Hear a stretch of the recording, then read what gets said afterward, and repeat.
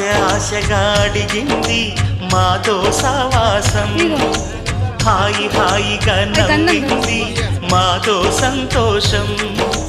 మధురమైన మమకారం మా ఇంటి పేరు అంటే, మనసు మీటు అనురాగం మా మాట తీరు అంటే, బతుకంటే ఎంత బాగుంటుందా